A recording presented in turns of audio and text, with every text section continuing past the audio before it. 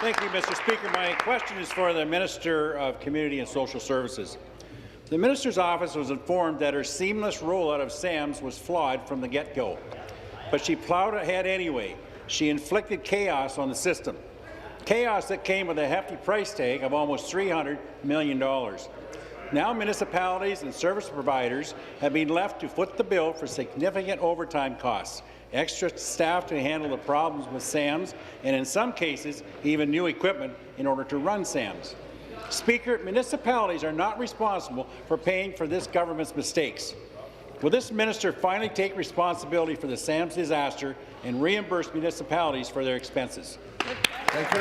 Minister of Community and Social Services. Thank you very much, Mr. Speaker. And as I've said many times in this House, we do acknowledge that the rollout of SAMS posed many challenges for frontline staff. And I want to take the opportunity yet again, and I met some just last Friday, actually, in terms of the challenges that they faced, and they worked very diligently through those challenges. Of course, as the member has alluded to, I was given assurances that, in fact, we would not be facing those types of challenges. However, as he's referencing assistance to municipalities, to date we have helped municipalities with an additional payment of some $15 million to assist them through the transition, and I know that this has made a great deal of difference to those municipalities. Thank you, Mr. Speaker. Thank you. Supplementary. Mr. Speaker, the money the government has already provided comes nowhere close to meeting the need.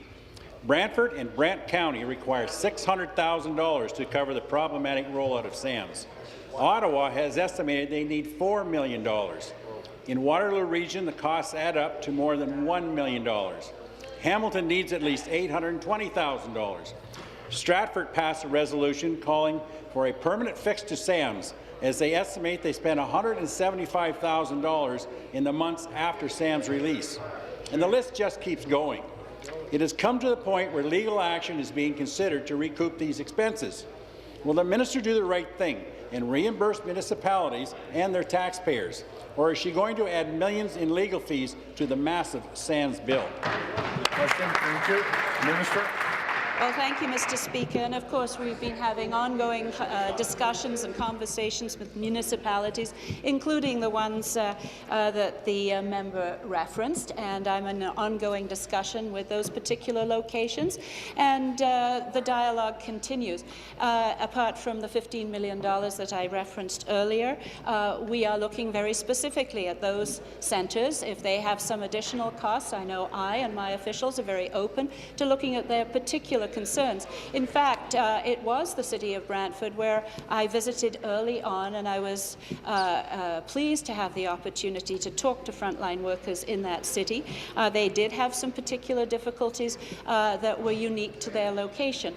And so the conversations will definitely continue, and we will try and see what we can do to mitigate their concerns as we go forward. Just one last piece. I think we all remember that the SDMT situation introduced by that party cost $400. Thank you. New question, the member from Parkdale High Park.